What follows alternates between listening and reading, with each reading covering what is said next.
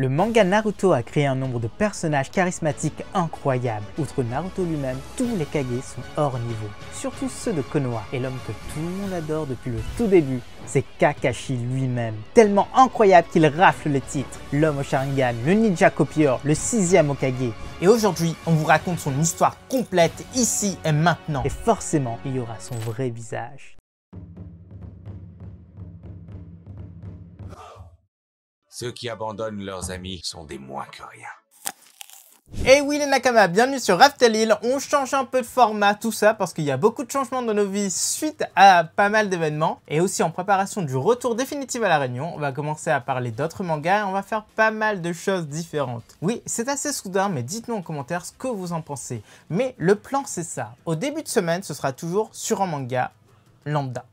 On vous demandera votre avis dans les sondages YouTube et vous devrez décider quel manga on va traiter cette semaine. Ouais, exactement. Et à chaque fois, ce sera des formats assez agréables. Donc tout sur un personnage, tout sur un événement, tout sur un village, si c'est Naruto ou autre. Des choses à savoir, pas mal d'autres formats très intéressants. Pour l'instant, on a des reviews que sur One Piece, évidemment. Et en fin de semaine, le vendredi et le dimanche, c'est dédié à One Piece toutes les semaines. Donc ça vous chamboule pas tellement, nous ça nous fait un peu moins de vidéos One Piece, mais en même temps ça nous permet de voir d'autres choses et à vous vraiment de nous dire si ça vous intéresse ou pas. Sachant que une fois par mois, obligatoirement, on va parler d'un autre sujet que les mangas. Ce sera les webtoons. Oui, on est assez fan des webtoons, comme vous le découvrez là, et bientôt vous aussi, si ce n'est pas déjà le cas. Et on va vous présenter pas mal d'œuvres comme Solo Leveling, qui est le webtoon le plus connu actuellement. The Beginning After the End qui est excellent, même mieux que Solo Leveling, croyez-nous. Ou alors Jungle Juice qui est en fait c'est ma dernière découverte et franchement c'est super intéressant. Donc on va faire des petits formats sur tout ça, un webtoon par mois. Donc 2 vidéos dédiées sur le sujet. Mais maintenant c'est place à la vidéo sur Kakashi. Le clan.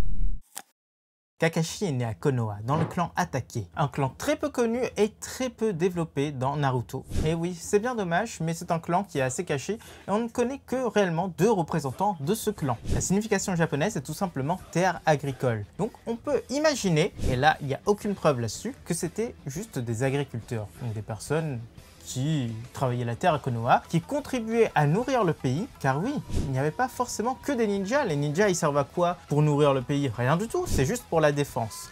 On sait que dans Naruto, c'est un pays, donc il faut forcément des fermiers et des personnes qui y travaillent. Clan Hatake aurait pu être des agriculteurs. Et un jour, l'un d'entre eux a décidé de devenir ninja. Ce clan n'a pas d'attributs particuliers, pas de lignée génétique incroyable qui donne des pouvoirs par-dessus des pouvoirs. Pas de ninjutsu, pas de genjutsu, pas de dojutsu de base. Uniquement 2 choses sont connues sur ce clan. Tout d'abord, leur emblème, qui ressemble pas à grand chose. Mais peut-être que c'est une terre en jachère justement. Il y a aussi le shuriken, mais on n'a pas plus d'infos là-dessus. Mais il apparaît partout sans aucune explication. Surtout sur les draps de Kakashi. L'autre attribut très intéressant, c'est le fait qu'ils se transmettent de père en fils une lame très particulière. Le sabre de lumière blanche de chakra, qui a traversé les missions avec le père de Kakashi, le fameux Sakumo Hatake, un ninja légendaire qui était considéré comme imbattable et surtout plus fort que les 3 Sannin, le fameux Croc blanc de Konoha. Et on apprend au tout début de la 2e partie de Naruto que c'est lui qui a tué les parents de Sasori. Et oui, et semble-t-il, ce n'était pas une mince affaire. Mais lors d'une mission très importante, il va privilégier la vie de ses hommes. Et à cause de ça, la guerre va continuer. Et il sera dénigré et poussé à la mort par l'ensemble du village, mais aussi par ses propres hommes. Depuis ce jour, Kakashi sera attaché au respect des règles et se donnera pour mission de punir tous ceux qui sont contre son idéologie.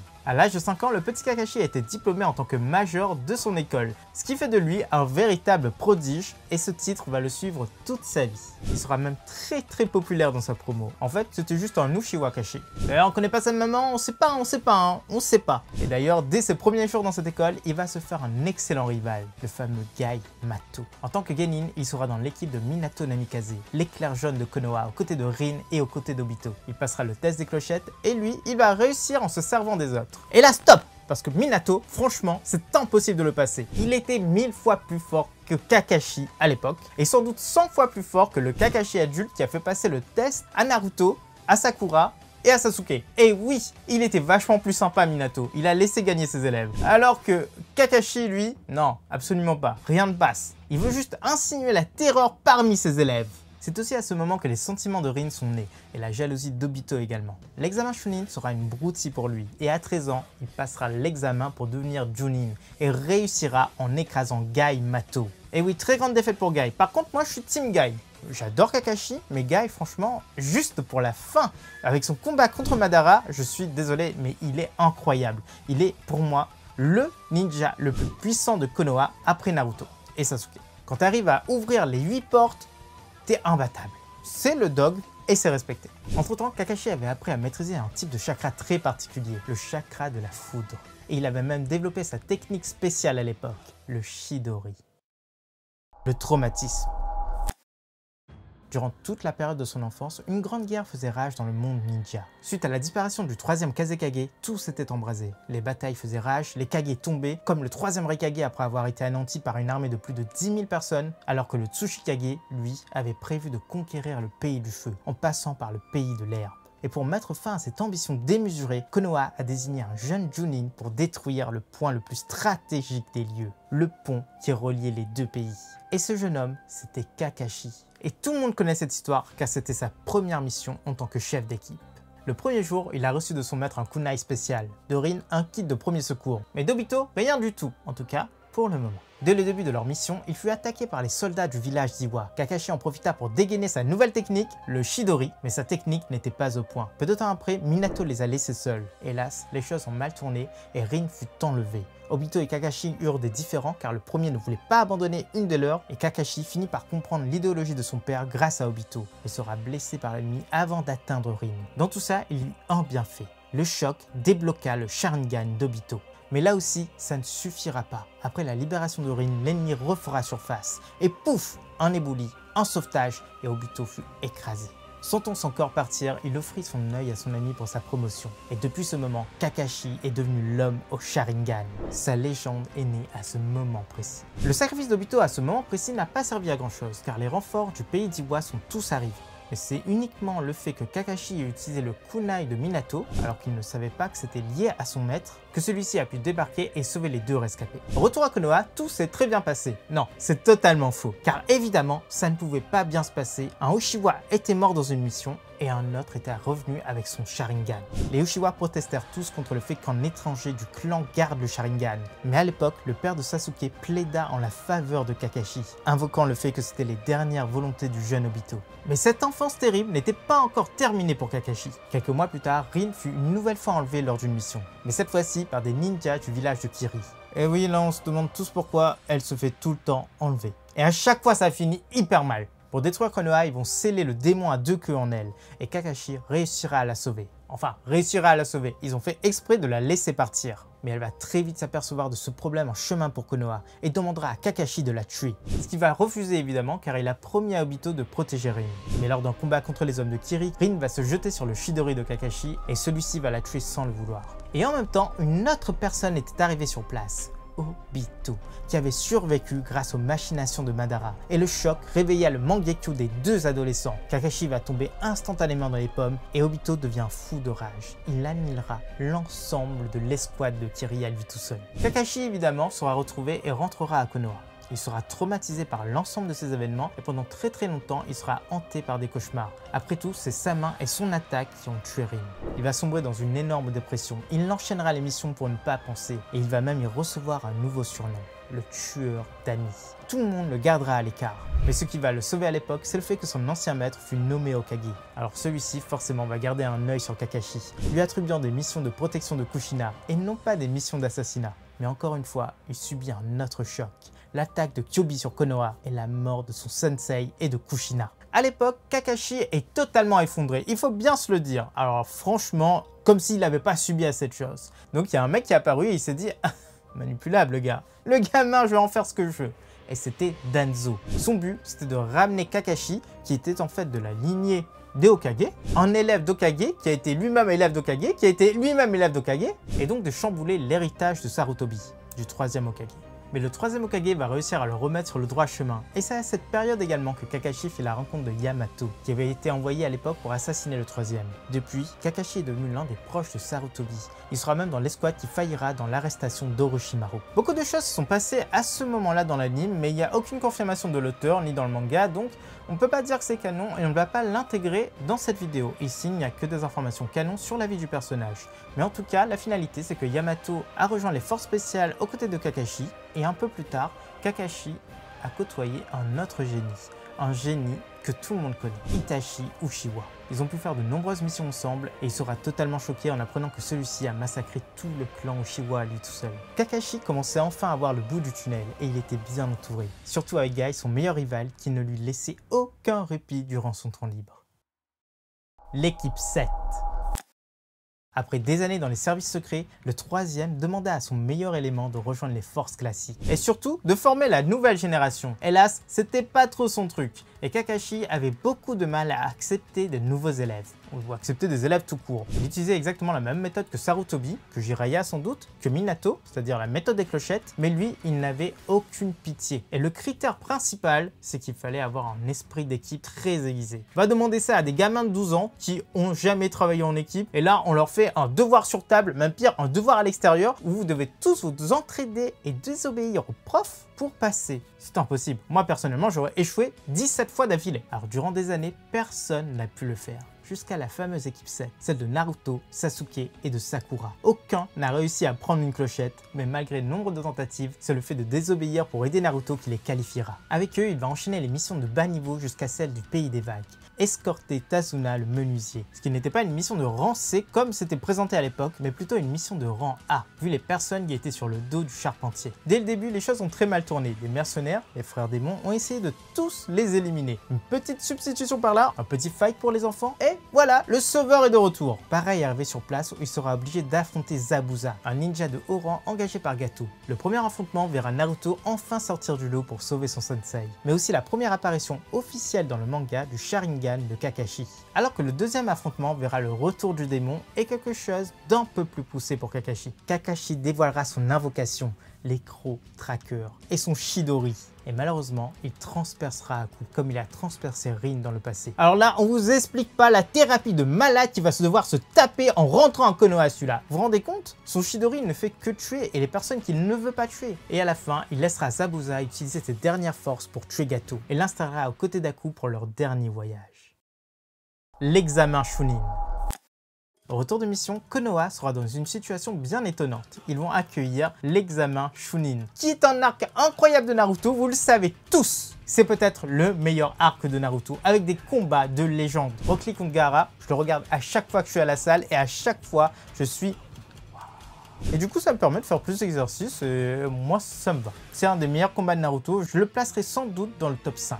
En tout cas, il faut nous dire votre top en commentaire. Et à cet examen, évidemment, il va inscrire tous ses élèves. Il va suivre les étapes de loin et il sera forcément informé de l'arrivée d'Orochimaru sur les lieux et de sa nouvelle cible, son élève préféré, Sasuke. Oui, Kakashi a toujours eu un élève préféré. Il faut pas mentir, il a un élève préféré. Après la troisième étape, le VS, il va sceller le Somodi apposé par Orochimaru sur le Uchiwa et tombera très vite sur le monstre. Plus tard, pour éviter que Sasuke soit attiré par la facilité promise par Orochimaru, il prendra sur lui de l'entraîner. L'entraînement consistera à pousser Sasuke à maîtriser la nature de son chakra et lui transmettre le Chidori, ce qui lui permettra de blesser Gaara. Mais petit point très intéressant, n'oubliez jamais qu'il a appris à Sasuke à utiliser la nature de son chakra à ce moment précis. Naruto, lui, il aura cette chance uniquement après l'ellipse, 3 ans plus tard. Alors là, si vous me dites qu'il n'a pas un élève préféré, hélas, l'examen tournera court. L'attaque d'Orochimaru sur place le poussera à défendre ses élèves, ainsi que les habitants du village. Hélas, aucun des Chunin ne pourra faire quelque chose. Il ne pourra qu'assister au sacrifice du troisième Hokage. Encore une perte pour un homme qui ne connaît que la solitude. Et heureusement, Guy, il est là. Il a toujours été là et il sera toujours là. La tortue. Peu après l'enterrement du troisième, un duo va s'infiltrer dans les lieux. Un certain Itachi Uchiwa et son acolyte Kisame. Tous deux étaient venus pour intimider les dirigeants de Konoha. En gros, Itachi voulait juste dire « Je vous ai à l'œil. Faites attention, le troisième est parti, mais vous surveillez toujours Sasuke. et ils sont tombés sur Kakashi et celui-ci fut battu par la supériorité du Sharingan d'Itachi, torturé durant des jours de son esprit, puis sombrant dans un coma. Heureusement pour lui, il sera sauvé par le retour de Tsunade. Mais pas le temps au repos pour lui, car la situation de Konoha est très complexe. Dans toute l'histoire de Naruto, en tout cas avant la 4e grande guerre ninja, la mort d'un Hokage signifie déstabilisation pour le pays. Et ça aboutit très souvent en guerre, voire en grande guerre ninja. Et là, Konoha le sait très bien. Le 3e est parti, il faut envoyer le plus de ninjas à l'étranger pour montrer que le pays reste fort. Et c'est ce qu'ils ont fait, ils ont envoyé tout le monde, Kakashi également. Au retour d'une des missions, il tombera sur ses 2 protégés en train d'essayer de s'entretuer à coups de technique ultime. Il essaiera de raisonner Sasuke par la suite, mais en vain, car celui-ci sera enlevé par les hommes d'Orochimaru. C'est un groupe de genin qui sera envoyé pour les arrêter, tous guidés par Shikamaru qui vient d'être promu. Mais au retour de Kakashi d'une énième mission, il se précipitera pour les rattraper, mais arrivera trop tard. Sasuke sera dans les griffes d'Orochimaru, Naruto sera gravement blessé, et lui, malheureusement, il aura échoué en tant que sensei, en tout cas pour le moment. Il s'en voudra durant un très long moment et laissera Naruto aller s'entraîner avec Jiraiya. De son côté, il va apprendre à mieux maîtriser son Sharingan, et il va éveiller un tout autre niveau à celui-ci. Le pays des sables. Au retour de Naruto, 2 ans et demi après son départ, celui-ci offrira le dernier volume de la stratégie du batifolage à son sensei. Oui, petite pause encore une fois, on l'a pas précisé, mais Kakashi est un grand fan de cette série écrite par Jiraiya. L'ennui, c'est qu'on ne sait pas quand est-ce qu'il a commencé à les lire. Ce n'est pas indiqué, mais il est tombé dessus un jour, peut-être en découvrant l'existence de Jiraiya, le maître de son maître, et il s'est dit « ces livres sont super intéressants », mais il est littéralement le seul lecteur au monde. Jiraiya, il a jamais fait fortune. D'ailleurs, le dernier volume a été offert par Naruto. Le seul lecteur qui lit ce truc, eh ben, on lui offre le livre. Marketingement, ça passe pas du tout. Mais tout ça va lui jouer des tours, car pour juger l'évolution de ses élèves, il refera le test des clochettes, mais dans une version avec toutes ses capacités. Et Naruto va lui faire croire qu'il connaît la fin du livre. Il va se boucher les yeux et les oreilles, mais game over, car après tout, il a un Sharingan qui permet de lire sur les lèvres. Pour le retour de l'équipe 7, leur première mission sera quelque chose de très rude pour tout le monde. Ils vont apprendre que l'organisation d'Itachi, l'Akatsuki, s'est mise en marche pour attraper tous les démons à queue. Et ils ont réussi à enlever le nouveau Kazekage, Gaara. Ensemble, ils vont se rendre sur place, Asuna. Il va subir une tentative d'assassinat. Et oui, la vieille Shio va reconnaître en Kakashi son père. En tout cas, elle va croire que c'est le Croc Blanc de Konoha et va essayer de l'attaquer. Elle n'a pas réussi, heureusement pour la fin de Naruto, mais elle aurait pu. C'était œil pour œil à l'époque, œil pour œil. Le père de Kakashi a tué ses enfants. On est dans un monde de ninjas, un monde où les lois, c'est se tuer entre ninjas. Donc, ça m'aurait pas choqué personnellement. Dans notre monde, oui, ça m'aurait choqué. C'est pas possible dans notre monde, c'est pas normal, il y a des lois, il y a plein de choses. Mais dans le monde de Naruto, ça m'aurait pas choqué. Le temps de sauver Kanjuro, ils reprendront la route et tomberont sur un pantin à l'effigie d'Itachi, qui vont réussir à battre très facilement. Puis ils vont tomber sur les 2 membres qui ont enlevé Gaara, Sasori et Deidara. Et là, dans tout ça, Kakashi va avoir son premier gros combat d'après Ellipse. Et franchement, il ne nous déçoit pas, car il va montrer qu'il a réveillé le Mangekyou Sharingan, qui lui permet d'absorber toute chose qu'il regarde dans une autre dimension, tant qu'il a le regard fixé sur la chose, mais au prix d'une grande quantité de chakra et d'une fatigue quasi chronique.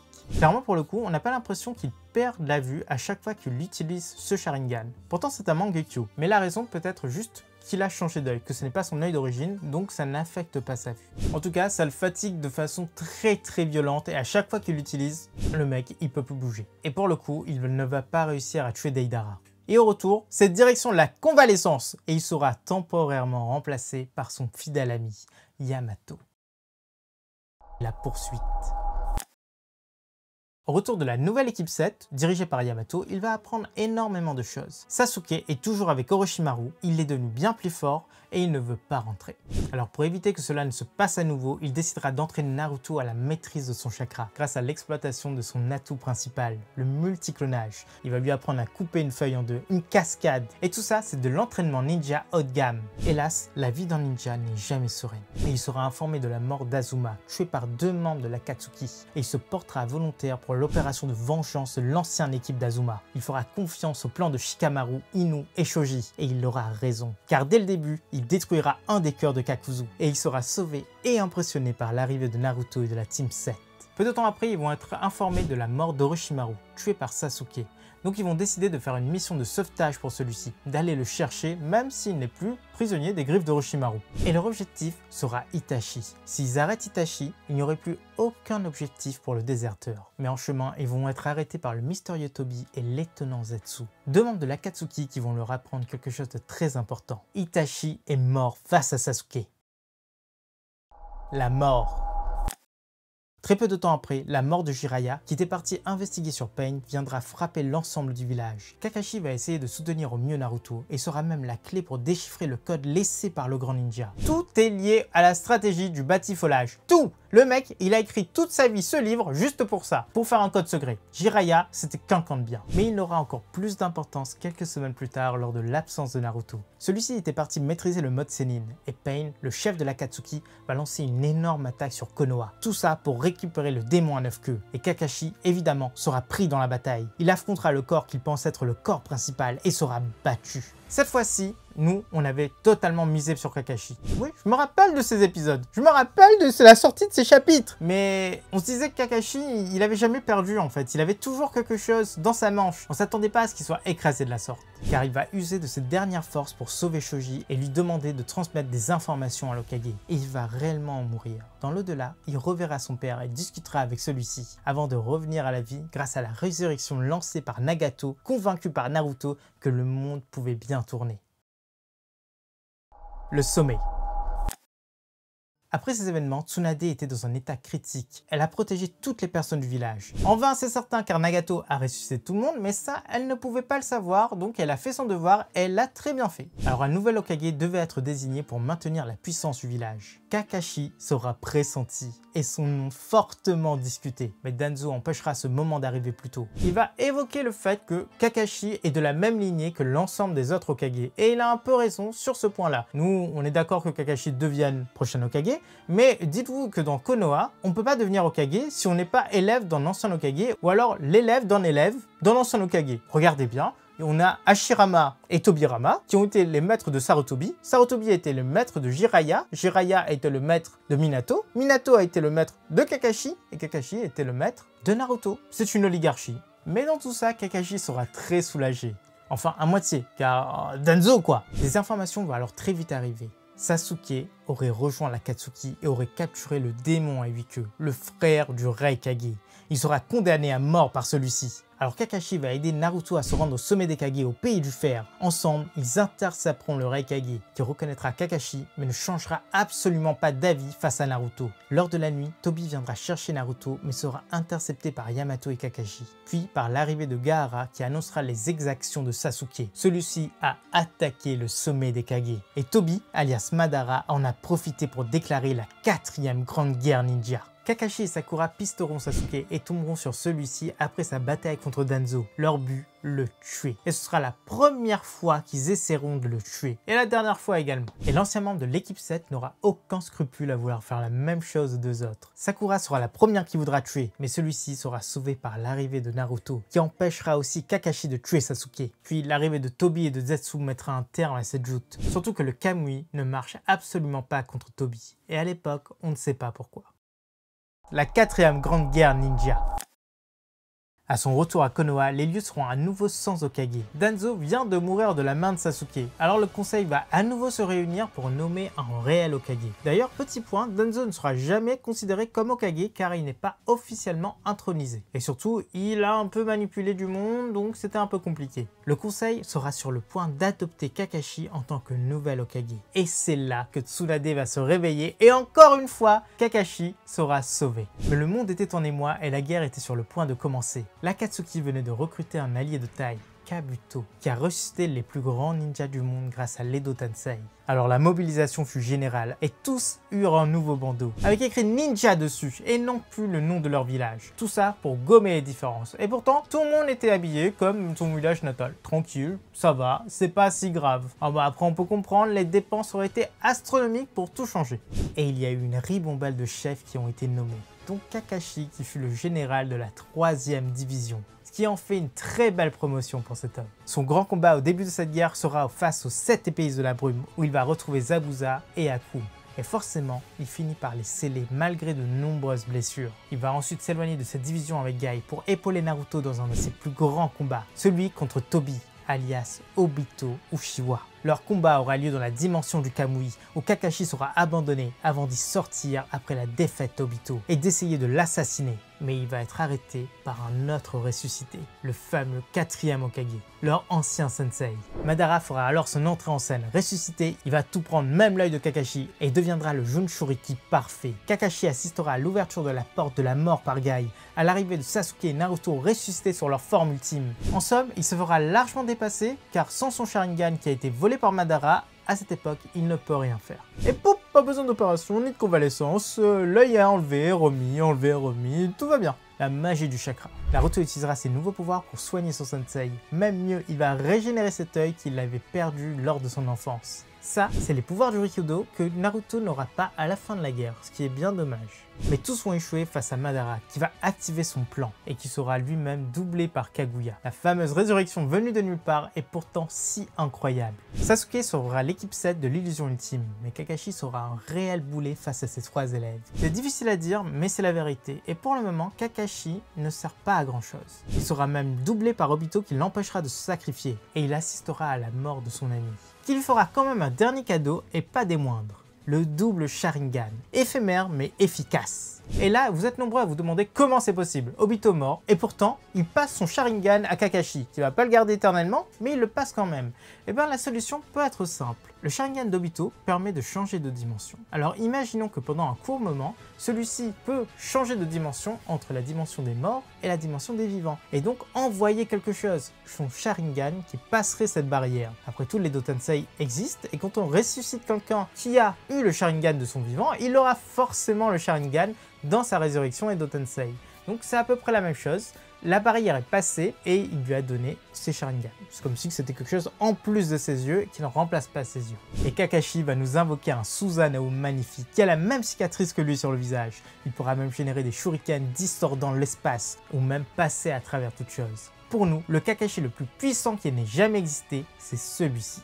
Il est plus puissant que nombre de Kage, il est même plus puissant que le 4e Hokage. Et lorsque la bataille fut scellée, Obito partit définitivement avec ses 2 yeux. Après cette fameuse bataille, il ne va pas pouvoir s'interposer entre Naruto et Sasuke, qui iront tous les deux jusqu'à perdre leurs bras. Et à la fin, Kakashi sera témoin de leur réconciliation, mais aussi du sauvetage du monde par ces deux-là. L'Hokage.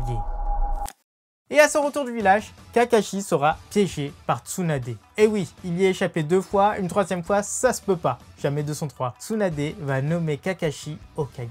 Et l'une des premières mesures de celui-ci, ce sera de gracier Sasuke à la demande de Naruto. Il va moderniser Konoha sous son règne. La technologie sera de plus en plus présente et il sera un Hokage respecté de tous, malgré la perte de son Sharingan. Il formera Naruto pour prendre sa succession et le nommera Hokage. Et lui, il se dirigera tranquillement vers la retraite, passant son temps avec Guy et gérant certains problèmes de temps à autre. Et ici, on ne parlera pas des événements de Boruto, ni de l'implication de Kakashi dans ces événements, car on ne parle que du manga Naruto en lui-même. Mais par contre, il est très important de rajouter un point. Une petite illustration qui a été faite par Maître Kishimoto et qui représente Kakashi sans son masque et qui a fait l'objet d'un hors-série vraiment très intéressant dans lequel Kakashi se fait passer pour un photographe professionnel qui essaie de photographier Kakashi lui-même. Et à la fin, on le voit, il se démaquille et il a juste un tout petit grain de beauté. Pas de cas à faire en plat, mais c'était le plus grand mystère de Naruto qui est resté à élucider. Et pour conclure cette vidéo, il faut juste savoir que Kakashi est un personnage très important de Naruto. Peut-être même aussi important que Naruto et Sasuke eux-mêmes, car tout simplement, toute l'histoire tourne autour de lui. Sans Kakashi, il n'y a rien du tout. Il est lié au méchant principal, au Hokage. Il en devient un lui-même. Il maîtrise le chakra à la perfection. Il maîtrise des techniques que personne n'arrive à maîtriser à part lui. Il a le Chidori et le Rasengan. Tout le monde le respecte et ça depuis le tout début. Il est devenu Chunin à 13 ans. Il est devenu l'un des plus jeunes Kage et même sans son Sharingan, il était toujours puissant et respecté.